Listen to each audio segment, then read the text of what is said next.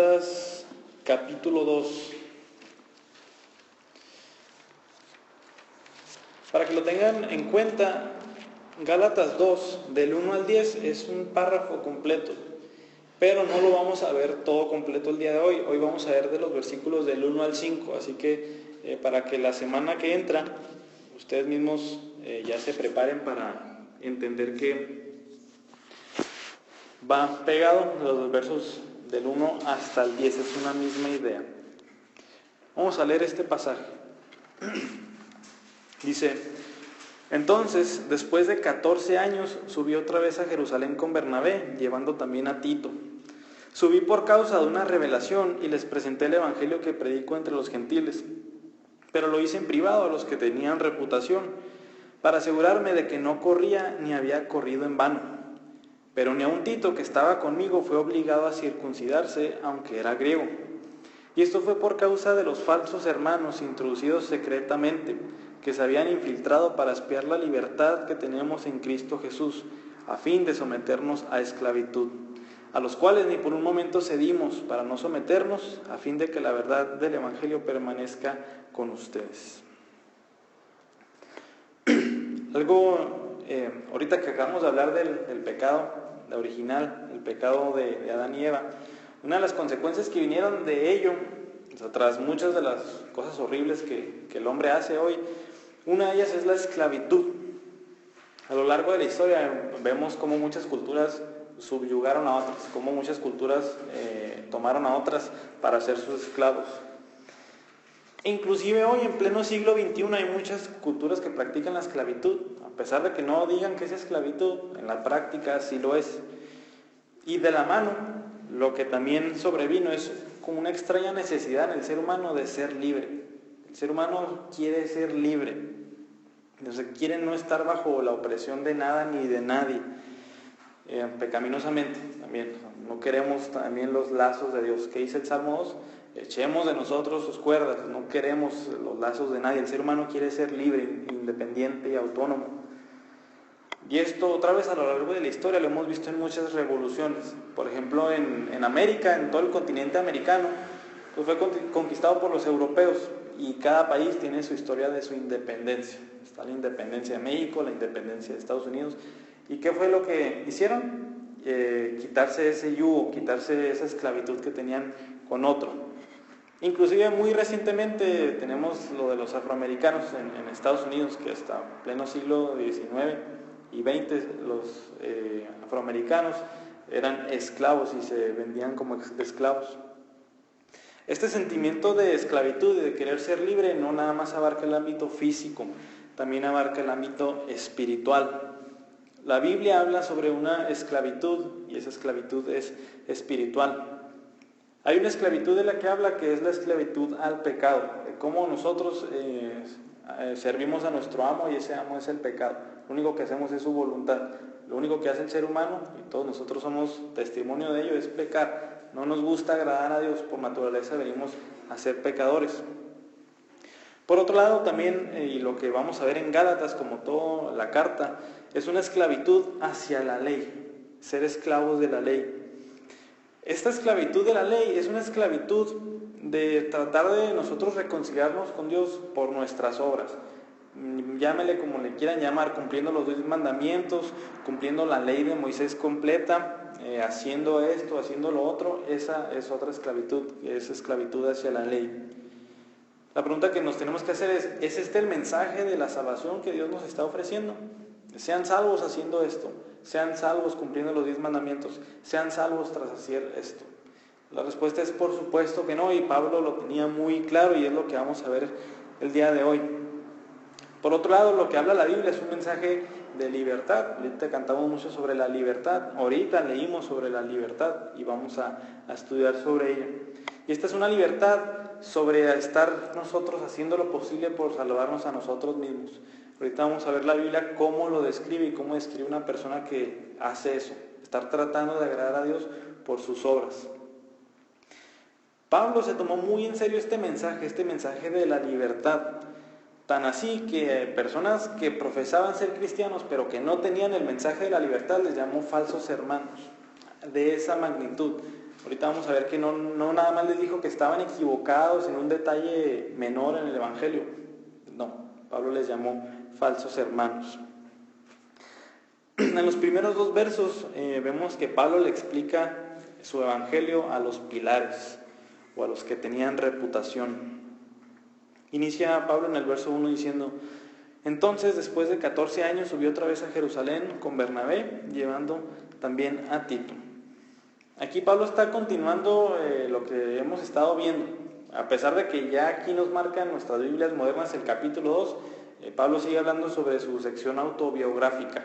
De hecho, si ustedes se van al verso 18, en la mayoría de las versiones vamos a leer entonces, dice Pablo ahí, entonces 3 años después. Dice el verso 21, después o entonces fui a las regiones de Siria y de Cilicia. Y ahora dice este verso 1, entonces después de 14 años. Si fijan, Pablo está diciendo qué fue lo que hizo. Entonces fue allá, entonces fue acá. Entonces ahora sí, este flujo pues de pensamiento de Pablo sigue. A pesar de que es un nuevo capítulo, no cambia de idea. Acuérdense qué es lo que está diciendo Pablo aquí. Pablo está defendiendo su tesis que se encuentra en los versos 11 y 12. Vamos a leerlos para que se nos quede bien grabado. Pues quiero que sepan, hermanos, que el evangelio que fue anunciado por mí no es según el hombre, pues ni lo recibí de hombre ni me fue enseñado, sino que lo recibí por medio de una revelación de Jesucristo. Es eso lo que Pablo está defendiendo hasta el final del capítulo 2. El evangelio que les estoy predicando no me lo enseñó nadie, sino que lo recibí del propio Señor Jesucristo. Haciendo un resumen rápido de lo que ha hecho Pablo, se le apareció el Señor Jesús resucitado. ¿Qué fue lo que hizo después? Se fue a Arabia. ¿Y qué fue a hacer a Arabia? Fue a predicar el evangelio. ¿Qué hizo después? Después de 3 años fue a Jerusalén y se topó con Pedro y con Santiago o Jacobo. ¿Qué pasó después? Es lo que vamos a ver el día de hoy. 14 años después volvió a subir a Jerusalén. Aquí, a pesar de que Pablo dice después de 14 años, lo más probable es que se refiere al momento de su conversión. Entonces esto sería 11 años después de haber ido con Pedro y con Cefas. ¿Qué es lo que nos vuelve a recordar? Acuérdense que cada vez que Pablo hace ese tipo de comentarios nos está diciendo algo. Vaya, después de estar 15 días con Pedro y con Santiago, pasaron 11 años hasta que volvió a subir a Jerusalén, hasta que volvió a ver a otro apóstol. ¿Qué hizo en esos 11 años? Predicó el evangelio, pero ¿cuál? Es lo que los gálatas tienen que entender. ¿Cuál evangelio? El que había recibido desde el principio. Pablo jamás cambió ese evangelio. A Pablo no se lo enseñó nadie ni nada, sino que estuvo, en este caso, 11 años tras predicar el evangelio, tras encontrarse otra vez con los apóstoles. En esta ocasión, Pablo subió a Jerusalén con 2 acompañantes, y ahí los menciona. Uno es Bernabé y el otro acompañante es Tito. Vamos a hablar un poquito de Bernabé, porque Bernabé tuvo un papel importante en la Biblia. A pesar de que no sea un personaje famoso para nosotros, la Biblia sí habla algunas cosas sobre Bernabé. En Hechos 4:36 encontramos que Bernabé se llamaba originalmente José, pero por su testimonio, o sea, por ser un gran cristiano, le cambiaron el nombre a Bernabé, que significa hijo de consolación. Inclusive el siguiente verso, en Hechos 4:37, dice que Bernabé vendió una propiedad que tenía para el beneficio de la iglesia. Bernabé en Hechos 9, cuando Pablo subió a Jerusalén la primera vez, aquí el evento pues de Gálatas 1:18, Bernabé fue aquel que fue como el abogado o el ayudador de Pablo con los demás apóstoles. Bernabé fue quien le dijo a los demás apóstoles: oigan, es que Pablo hizo esto, hemos ido acá, Pablo sí es otra persona. O sea, Pablo le dio legitimidad al ministerio de Pablo delante de los apóstoles. En Hechos 11 vemos que Bernabé reclutó a Pablo para ir a una misión evangelística a Antioquía. Pablo y Bernabé estuvieron juntos en lo que conocemos como el primer viaje misionero de Pablo, y eso es Hechos 13 y 14, los 2 capítulos. Y después, juntos, en Hechos 15, defendieron el evangelio que todos proclaman, que todos juntos proclamaban, y esto en contra de los que estaban tratando de circuncidar a la gente. Algo interesante, algo muy famoso es que tuvieron un desacuerdo Bernabé y Pablo. El desacuerdo fue por sobrellevar a Juan Marcos en el siguiente viaje misionero. Bernabé dijo, vamos a llevar a Juan Marcos va a ser buen siervo, y Pablo dijo, no quiero a Juan Marcos en este viaje misionero. ¿Por qué? Lo más probable es que Juan Marcos en un evento se echó para atrás, se rajó, como diríamos muchos. Entonces Pablo dice, no, es que Juan Marcos no es un fiel siervo, no hay que llevarlo. Bueno, el desacuerdo fue tal que Bernabé se fue con Juan Marcos para un lado y Pablo se fue con Silas hacia otro. Lo interesante aquí es que el desenlace de la historia es que Pablo estaba equivocado. Pablo en Colosenses, en 2 Timoteo, en Filemón, al final habla bien de Juan Marcos, habla bien de que es un buen siervo. Entonces, tras irse Juan Marcos con Bernabé, demostró que pues, en realidad ya había sido cambiado, que era un verdadero siervo. Entonces aquí Pablo en realidad se equivocó acerca de Juan Marcos. El otro acompañante se llama Tito. Tito es un colaborador en general de Pablo. En Tito 1:4, Pablo le llama verdadero hijo en la fe. Así consideraba Pablo a Tito un verdadero hijo en la fe. De hecho, la única persona que le llama así es a Timoteo también. Eran muy cercanos a Pablo. Tito tuvo un lugar muy importante en la iglesia de Corinto. En 2 Corintios encontramos como 10 citas donde Pablo menciona varias veces a Tito. Inclusive la carta que le escribió Pablo a Tito la tenemos en nuestro Nuevo Testamento y después de las de Timoteo. Lo que sí sabemos con certeza de Tito es que era griego. Aquí lo vimos en el verso 3. Tito era griego, o mejor, gentil. O sea, Tito era una persona no judía. En el siguiente verso dice Pablo, subí por causa de una revelación. Esa fue nos debemos de preguntar, ¿por qué tras 11 años de haber ido a Jerusalén, por qué Pablo volvió a ir a Jerusalén? Él estaba predicando el Evangelio, o sea, ¿qué necesidad hubo pues que Pablo haya subido otra vez a Jerusalén? Los Gálatas dijeron, de seguro aprender el Evangelio, de seguro a cambiar el Evangelio, de seguro fue con los apóstoles para que los apóstoles le enseñaran el verdadero Evangelio. Eso era lo que los Gálatas decían, pero ¿qué dice Pablo? Subí por causa de una revelación. Tuve una revelación y por eso fui a Jerusalén. En otras palabras, dice Pablo, fui a Jerusalén por obediencia al Señor. El Señor en una revelación me dijo que fuera a Jerusalén y estoy yendo a Jerusalén. En Hechos 11, del 27 al 30, encontramos cómo un profeta llamado Agabo, guiado por el Espíritu Santo, dio una profecía de que iba a haber una gran hambre en toda la región, principalmente en el área de Judea, donde estaba Jerusalén. La acción que tomó la iglesia de otros lugares fue enviar una ayuda a las iglesias en Judea, porque iban a pasar gran hambre. Para esta misión obviamente pudo haber ido cualquier cristiano. Cualquier cristiano pudo haber agarrado la ayuda y se lo hubiera llevado. Lo que pasó aquí es que Pablo tuvo una revelación de que él era quien tenía que llevar esta ayuda a Jerusalén. Y no nada más a llevar la ayuda, sino que él sabía que tenía que ir para lo que vamos a leer hoy y las semanas siguientes en el capítulo 2. Lo que hizo ya en Jerusalén, después de dar esa ayuda, dice Pablo, y les presenté el Evangelio que predico entre los gentiles, pero en privado a los que tenían reputación. Esto fue lo que hizo Pablo. Aquí hubo como una reunión privada, ¿no? O sea, no fue como un grande evento, fue una reunión privada donde Pablo se encontró, aquí dice, con los que tenían reputación y les presentó el Evangelio que estaba predicando. Quiero que se fijen bien que dice, presenté el Evangelio que predico entre los gentiles. Pablo les presentó el Evangelio que predicaba. Aquí dice en tiempo presente. Yo no he cambiado el Evangelio. El mismo Evangelio que yo proclamo a todas las personas, ese mismo le presenté a los apóstoles. Aquí los Gálatas hubieran pensado, aquí los apóstoles le iban a regañar a Pablo. Obviamente el Evangelio de Pablo estaba equivocado. Ese mensaje es el mismo viejo mensaje que Pablo ya llevaba predicando 14 años. Imagínense, 14 años predicando el mismo mensaje. Pablo jamás lo cambió. ¿Y cuál mensaje? De que todos somos pecadores, de que estamos destituidos de la gloria de Dios, pero que Dios ha provisto un Salvador, el cual ha muerto por los pecados de los pecadores y ha vivido la vida perfecta que los pecadores debían de vivir, y obteniendo la salvación por la fe. Ese Ese es el mensaje que Pablo estaba predicando por largos 14 años. ¿Quiénes son estas personas? Aquí dice Pablo a los que tenían reputación, pero ¿quiénes son? ¿Quiénes son esas personas?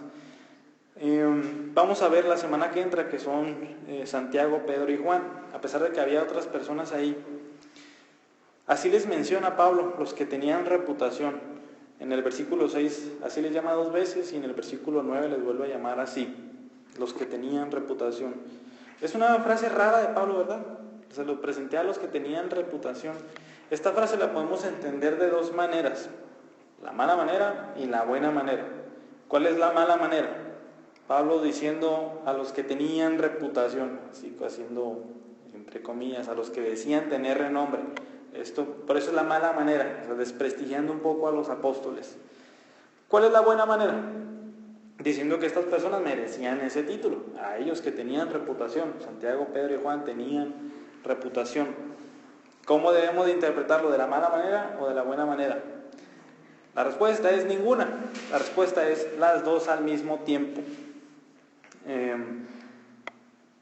Pablo no dudaba de la posición que tenían los apóstoles, pero también les estaba recordando a los Gálatas de que lo más importante o la autoridad suprema no está en el mensajero. ¿En dónde está?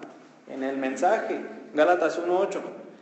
Pero si aún nosotros, los apóstoles, o un ángel del cielo les anunciara otro evangelio, contrario al que les hemos anunciado, que sea anatema, sea maldito, que se condene hasta el final. Entonces, ¿qué es lo importante para Pablo siempre?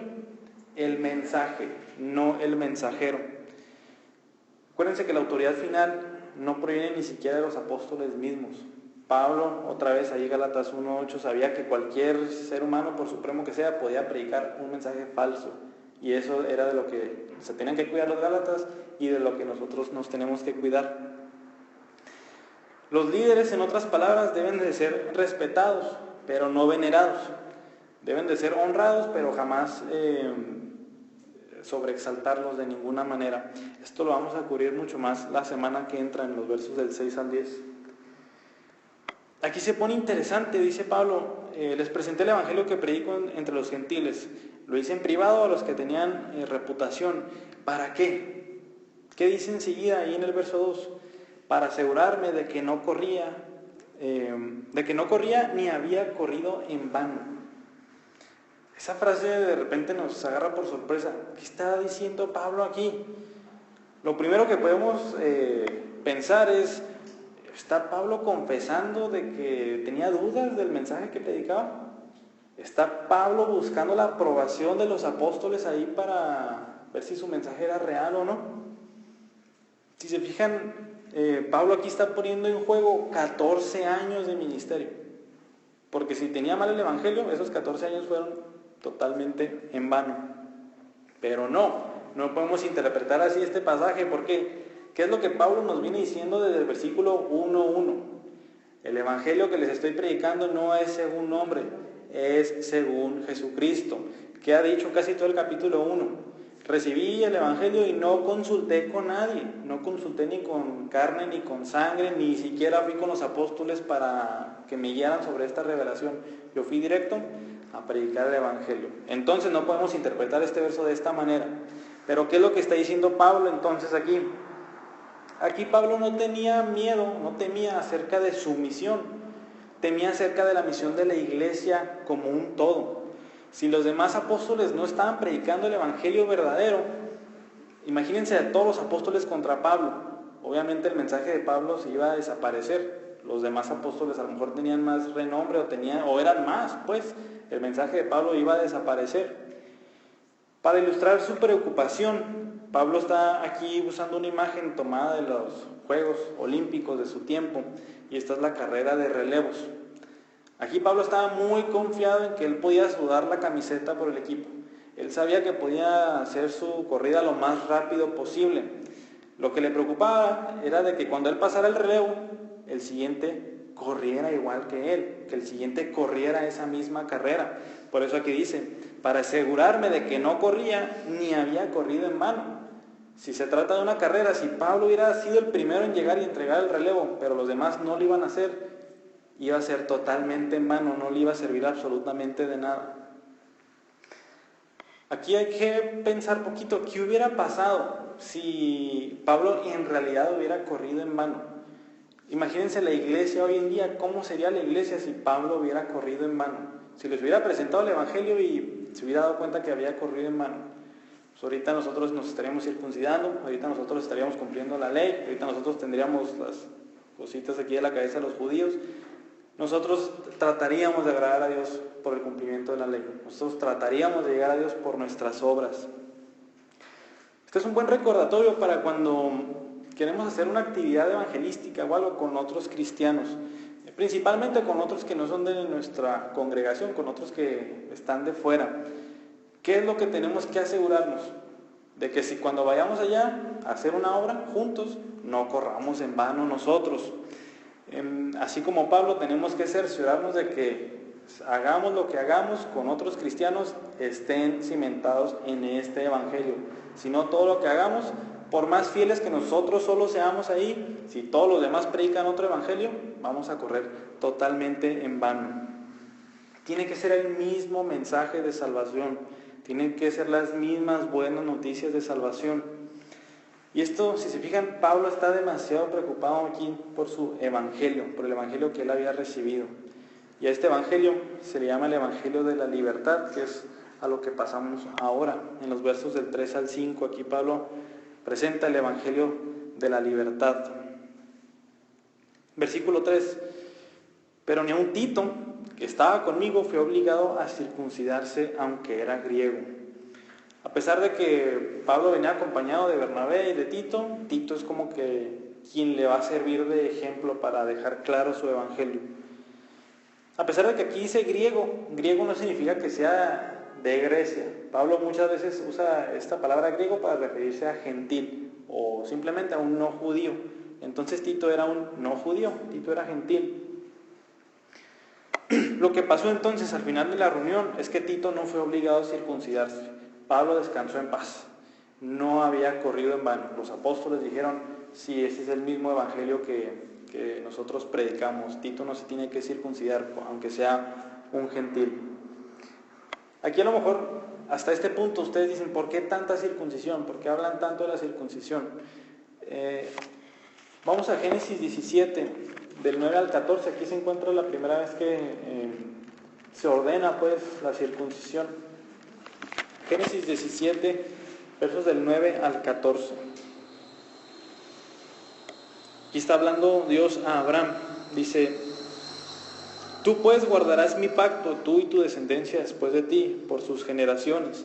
Este es mi pacto con ustedes y tu descendencia después de ti, y que ustedes guardarán. Todo varón de entre ustedes será circuncidado. Serán circuncidados en la carne de su prepucio, y esto será la señal de mi pacto con ustedes. A la edad de 8 años será circuncidado entre ustedes todo varón por sus generaciones. Asimismo el siervo nacido en tu casa o que sea comprado con dinero a cualquier extranjero, que no sea de tu descendencia. Ciertamente ha de ser circuncidado el siervo nacido en tu casa o el comprado con tu dinero. Así estará mi pacto en la carne de ustedes como pacto perpetuo. Pero al varón incircunciso que no es circuncidado en la carne de su prepucio, esa persona será cortada entre su pueblo. Ha quebrantado mi pacto. En otras palabras, ser circuncidado era pertenecer al pueblo de Dios. Ser un no circuncidado era estar fuera del pueblo de Dios. Por eso es tan importante este tema de la circuncisión. Pero aquí Pablo está diciendo algo. Tito fue alguien salvo. Tito fue alguien que gozó de la salvación del Señor. Tito era alguien que tenía comunión con Dios y él no se había circuncidado. Este es el punto clave que está haciendo Pablo. Entonces, si ponemos de un lado las evidencias y del otro lado los Gálatas, tenemos a Pablo con su revelación. Tenemos a los apóstoles que acaban de decir, sí, Pablo, ese es el mismo mensaje que nosotros predicamos. Y tenemos a Tito como un ejemplo de alguien gentil que no se circuncidó.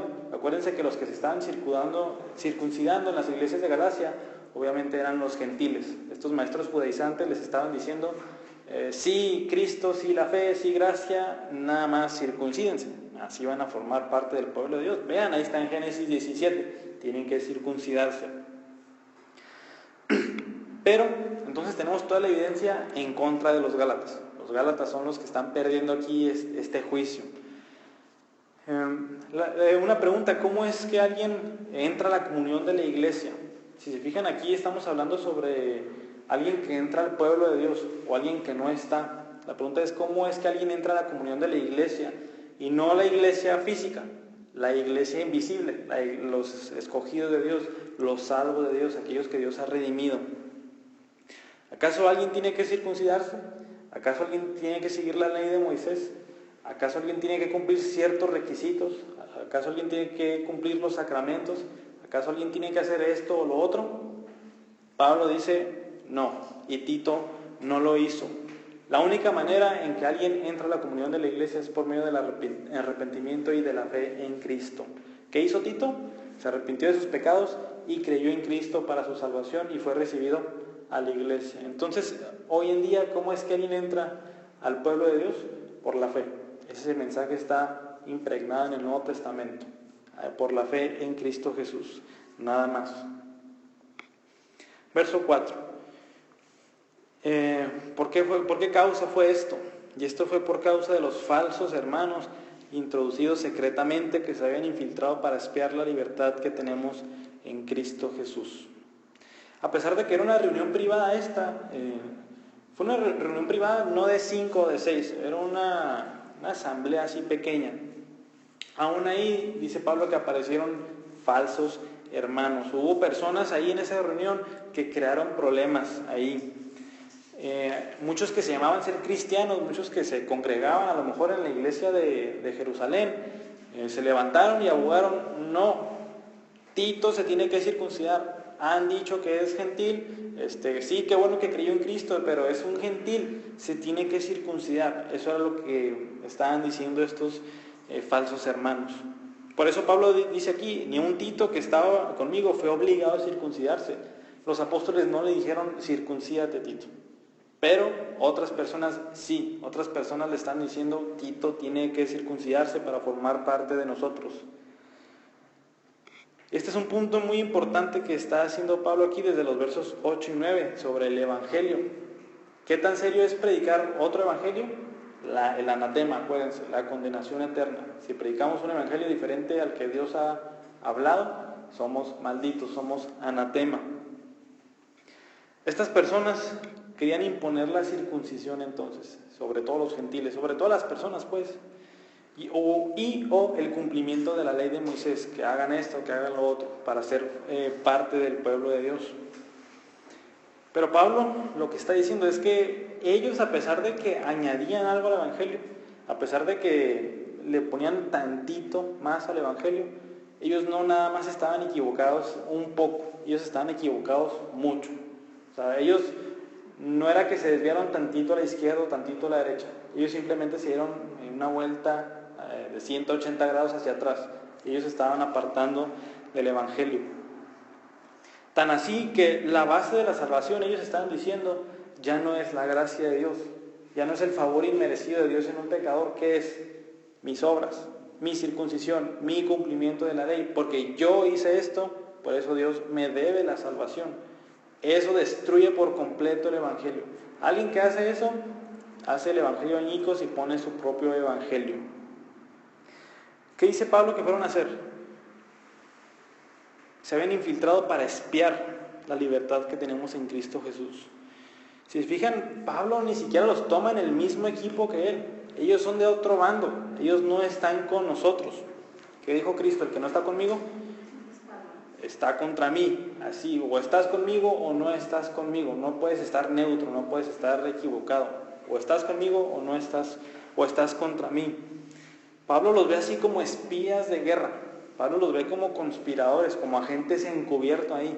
Ya sabemos que esas personas juegan para el equipo contrario y aún así ahí estaban. ¿Qué es lo que espiaban? Dice Pablo, nuestra libertad que tenemos en Cristo. Esto dice que estos falsos hermanos, ¿cómo estaban? Esclavizados. Ellos estaban esclavizados, estaban espiando nuestra libertad, dice Pablo.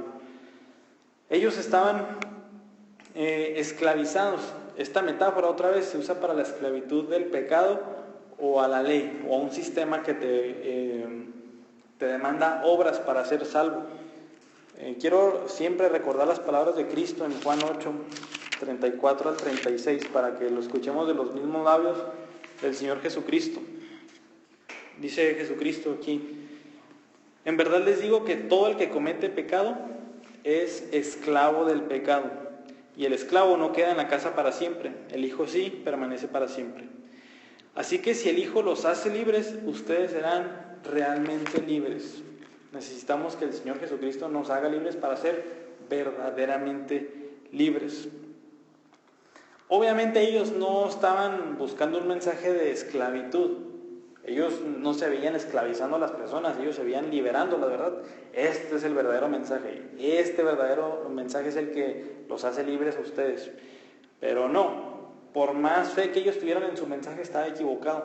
Acuérdense que no importa qué tanta fe tenga un ser humano en algo, Dios es el que dice está bien o está mal. Y Dios decía, el mensaje de Dios está mal, el mensaje de Dios está equivocado. Ellos quieren esclavizar a la gente. Entonces ellos, proclamando su mensaje a los ojos de Dios, a los ojos de la Biblia, de esclavitud, el creyente goza de algo totalmente contrario. ¿Y qué es? ¿Cuál es la contraparte de la esclavitud? La libertad. Eso es de lo que goza el creyente, de libertad. Esta libertad es un tema muy importante en Gálatas. Cuando vayamos al capítulo 4 se van a dar cuenta por qué. Y siempre está contrapuesta con la esclavitud. Nada más para darles una probada, vamos a leer el Gálatas 5:1. Dice, para libertad fue que Cristo nos hizo libres. Por tanto, permanezcan firmes y no se sometan otra vez al yugo de la esclavitud. Este tema va a ser muy importante en los capítulos 3 y 4, donde Pablo va a decir, ¿para qué sirve la ley? ¿Para esclavizarnos? Sí. La ley sirve nada más al que se quiera hacer cumplidor de la ley, lo único que va a encontrar es una esclavitud, va a ser un yugo gigantesco. Espero que se pregunten por qué, ¿qué tiene de malo la ley? Y es lo que va a responder Pablo en el capítulo 3. A lo mejor ahorita pintamos la ley muy mala, pero no, la ley es muy buena. Adelantándoles, la ley, dice Pablo, es nuestro guía hacia Cristo. La ley me hace ver que no la puedo cumplir, la ley me hace ver que todos los días no la cumplo. ¿Y qué merezco? La muerte eterna. Y si sé que soy merecedor de la muerte eterna, ¿qué hago? Busco un Salvador, y ese Salvador nada más es Cristo. Por eso dice que la ley es mi guía hacia Cristo. Entonces, ¿la ley es mala? Sépalo, por supuesto que no. La ley es santísima, y en Romanos 7. Aquí el punto es que si alguien quiere o intenta cumplir la ley a la perfección para agradar a Dios, va a encontrar esclavitud. Recuerden que estamos completamente corrompidos en nuestro interior, nada más pecamos. Si tratamos de cumplir la ley, vamos a encontrar que no podemos. El ser humano simplemente no puede cumplir la ley de Dios. Dice Santiago en el capítulo 2, a pesar de que alguien cumpla toda la ley, pero falle en un punto, que dice Santiago, se hace culpable de toda la ley, porque el que dijo no matarás, también dijo no adulterarás. Así que no hay de que sí, casi ha cumplido, Dios, acéptame. Por supuesto que no. Aquí la pregunta más importante que nos tenemos que hacer es ¿en cuál camino estamos yendo? ¿Estamos yendo tras el camino de la libertad o tras el camino de la esclavitud? ¿Tú tratas de agradar a Dios por tus obras? ¿Tratas de salvarte por tus obras? Ojo aquí, tal vez dices, es que no, sí creo en Cristo, es que sí creo que es por la fe, es que sí creo que hay gracia, pero también responder en obediencia, pero por mis obras, pero tras hacer esto, tras yendo a la iglesia, tras haciendo esto o lo otro. Si ya llegaste ahí, ya estás en el mismo mensaje que ellos, por las obras. Y no, es un mensaje de esclavitud. Por otro lado, está el mensaje de la libertad. ¿Confías realmente en tu Salvador? ¿Confías verdaderamente en Cristo como tu Salvador? ¿Cómo se hace esto? La pregunta es, ¿reconoces completamente tu inhabilidad, tu incapacidad para agradar a Dios? Eso es lo que no reconoce alguien que está en el yugo de la esclavitud, de la ley. No, es que sí puedo, y trato. ¿Y cómo se describe eso? Esclavitud, él está esclavizado a eso, trata, ¿y en qué va a encontrar al final? Nada, va a encontrar la perdición porque no puede cumplir los mandamientos de Dios. Entonces alguien que entra al mensaje de la libertad es porque reconoce su incapacidad. Señor, no puedo, no puedo salvarme a mí mismo, merezco tu juicio eterno. Eso es la persona que proclama el mensaje de la libertad. Lo que dice esta persona es, reconozco que Cristo sí cumplió la ley a la perfección. Él sí está sin mancha, Él sí es el Cordero Santo, Él sí cumplió todo lo que el Señor me pide a mí. Y por eso confío en Él. Yo confío en que Él vivió la vida perfecta que yo merecía vivir. Y cuando creo en Cristo, el Señor ya no me ve a mí. ¿A quién ve? Ve a Cristo. Colosenses 3:3 dice, ustedes están revestidos de Cristo. ¿Qué significa esto? Que cuando el Señor en el día del juicio final nos vea, no nos va a ver a nosotros sucios, no nos va a ver a nosotros pecadores, no nos va a ver a nosotros inmundos. ¿A quién va a ver? Al Señor Jesucristo. Por eso somos salvos. Por eso es que Cristo nos da la entrada al Padre. Y si se fijan, ¿cuál es la única palabra que podría describir un mensaje así? Libertad. No tengo que estar atado a algo para tratar de cumplirlo. Simplemente reconozco mi incapacidad, reconozco que soy un pecador y confío en mi Salvador. Eso me hace totalmente libre de las obras. Finalmente, en el verso 5 dice Pablo, a los cuales ni por un momento cedimos para no someternos, a fin de que la verdad del Evangelio permanezca con ustedes. Las personas que Pablo de plano no toleraba eran aquellos que tenían el mensaje diferente.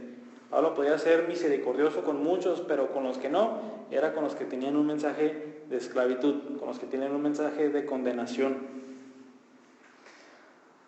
Acuérdense que Pablo no decía, están un poco equivocados, pero vaya, eso no importa, todos somos uno en Cristo. Cristo dijo que oró para que todos seamos uno. No, Pablo sabía que lo que no es no negociable que es el Evangelio. Ustedes pueden estar equivocados sobre lo que viene en los tiempos finales, vaya, la Biblia no es tan clara. Ustedes pueden estar equivocados en cosas muy menores del mensaje de la Biblia, pero en el Evangelio no. En el Evangelio no hay rango, es una línea.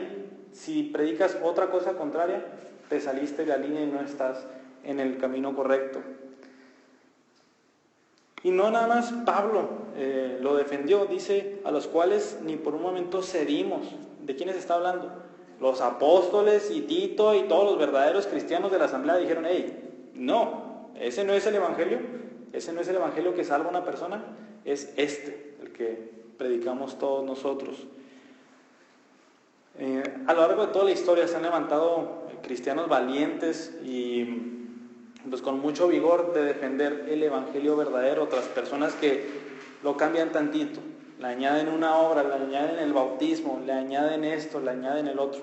Los verdaderos cristianos siempre se han levantado con mucho vigor a defender este mensaje.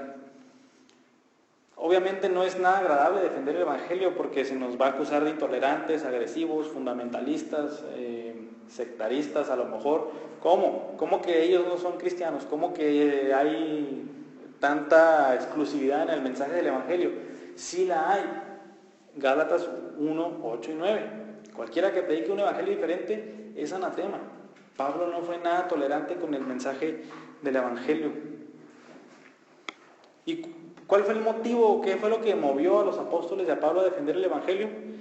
Dice, a fin de que la verdad del Evangelio permanezca con ustedes.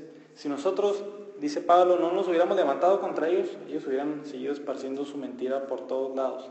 Nosotros queremos que el mensaje a ustedes, Gálatas, permanezca firme y puro, y por eso lo defendimos en esta ocasión. Así nosotros, si queremos que el Evangelio permanezca puro, ¿qué tenemos que hacer? Hablar, tenemos que defenderlo, tenemos que decir, no, este es el mensaje del Evangelio, nada más. Ese mensaje es falso, el otro también es falso, pero hay que saber por qué. Ellos añaden esto, ellos dicen que por mis obras, ellos dicen que la circuncisión, ellos dicen que el bautismo, ellos dicen que esto. El mensaje es el mensaje de la libertad, de la gracia de Dios. Tú también debes de defender este Evangelio con uñas y dientes y todo lo que puedas. Pablo lo hizo, los apóstoles lo hicieron, no hay ninguna razón por la cual nosotros no lo hagamos. Tenemos que hacerlo y tenemos que preservar el Evangelio puro de esta misma manera. En este momento puedes estar viviendo como un esclavo o como alguien libre. No hay otra. O eres esclavo en este momento o eres libre. Ahorita puedes estar tratando de agradar a Dios otra vez por tus obras. A lo mejor ni siquiera te das cuenta, pero analiza tu vida. ¿Cómo quieres agradar a Dios? Cuando sea el día del juicio final, ¿qué le vas a contestar a Dios? Cuando Él te diga, ¿por qué debes de estar en mi presencia? ¿Por qué debes de ser salvo? Esa respuesta va a definir en cuál camino estás. Si le dices, Señor, yo hice esto, Señor, yo siempre fui a la iglesia, Señor, yo leí mucho la Biblia, Señor, yo hice esto, estás completamente equivocado. El que es libre dice, voy a entrar contigo, Señor, por buenas obras, pero no son mías, son las de Cristo. Cristo sí cumplió la ley. En Cristo es en quien confío. Cristo pagó la ira de Dios. Cristo pagó la ira de Dios que yo merecía por todos mis pecados. Entonces, la diferencia es muy grande a pesar de que no la podamos ver. Mis obras contra las obras de Cristo. Y si las ponemos en una balanza, pues ni siquiera le podemos hacer algo a las obras perfectas del Señor Jesucristo. Si estás esclavizado, si estás yendo tras un mensaje de obras, lo único que te puede hacer libre es el Señor Jesucristo. Necesitas entender el Evangelio, necesitas de una vez por todas reconocer que no puedes agradar a Dios con tu vida, no puedes llegar a Dios por medio de tus obras. Una vez que lo reconozcas, ahora sí confía en el ser humano perfecto que vino a vivir esa vida que nosotros debíamos de vivir, aquel que lo pagó completamente todo. Ese mensaje es de libertad, ese mensaje te va a hacer libre de tratar de estar agradando a Dios por tus méritos. Para terminar, en Mateo 11, del 28 al 30, aquí el Señor Jesucristo describe a la persona que trata de agradar a Dios por sus obras. Aquí Cristo está describiendo por completo a alguien que está día y día yendo tras un mensaje de obras. Dice Mateo 11 del 28 al 30, vengan a mí todos los que están cansados y cargados, y yo los haré descansar. Tomen mi yugo sobre ustedes y aprendan de mí, que yo soy manso y humilde de corazón, y hallarán descanso para sus almas, porque mi yugo es fácil, mi carga ligera. ¿Cómo describe el Señor Jesús a alguien que está tratando de agradar a Dios por sus obras, por el cumplimiento de la ley, por todo lo que hace? Dice, cansado y cargado. Eso es lo único que encontramos en el mensaje de la esclavitud. Cansancio de estar haciendo esto, haciendo lo otro, estar temerosos y ahorita desagradar a Dios, estar temerosos de que por lo que acabo de hacer ya estoy condenado eternamente. Eso es estar cansados y cargados. Pero ¿qué es lo que dice Cristo aquí? Vengan a mí y yo los haré descansar. Es un descanso eterno. Es un descanso de reconocer, gracias Cristo, porque tú me has hecho libre, tú me has hecho salvo. Si se fijan, las personas dejan ahí toda su carga, ahí dejan todas sus cadenas, ahí dejan todos sus yugos por Cristo. ¿Y cuál es el resultado? Ahí Cristo lo menciona, vaya, es demasiado claro. Y hallarán descanso para sus almas. Este descanso otra vez es el descanso eterno, el descanso con el Señor. Tienes que dejar de fatigarte tras tus obras. Es imposible, es algo que tenemos que entender, es imposible, es una esclavitud, no vas a salir de ahí nunca. Mejor ve tras Cristo. Él es el único que te hace libre. Él es quien sí nos ha dado entrada libre al Padre. Y este mensaje de la libertad es el mensaje que debemos de atesorar. Este mensaje es el que debes de guardar con todas tus fuerzas, porque es el único mensaje que hace libres a las personas. Es el único mensaje que da paz a las almas de todas las personas. Primero a la tuya y después a los cuales les vas a predicar este evangelio. Vamos a orar. Señor, gracias por este mensaje de libertad. Bendito seas, Señor, por enviar a tu Hijo Jesucristo a darnos en libertad. Nada más el Hijo es quien nos hace verdaderamente libres. Y le damos toda la gloria a tu Hijo Jesucristo, quien sí cumplió la ley a la perfección, quien pagó por la culpa de nuestros pecados. Señor, que tu Espíritu Santo nos ayude a entender que no podemos agradarte nosotros, no podemos agradarte por nuestras obras, no hay nada que podamos hacer para agradarte, lo único que vamos a encontrar es un ser humano cargado, cansado y esclavizado a sus obras. Pero tu mensaje trae libertad, tu mensaje trae descanso para nuestras almas, tu mensaje me hace libre de ello y me hace reconocer que quien lo hizo todo fue el Señor Jesucristo por mí en una cruz. Y por eso te damos toda la gloria, toda la honra, porque tú la mereces, Señor, y ese mensaje de libertad siempre recae en toda la gloria a ti y no en nada que yo hice. Señor, que todos los que estemos aquí en el día del juicio final podamos decir: voy a entrar a la presencia del Señor no por mis obras, yo no hice absolutamente nada, el Señor Jesucristo lo hizo todo. Y por eso te damos toda la gloria y toda la honra, Señor.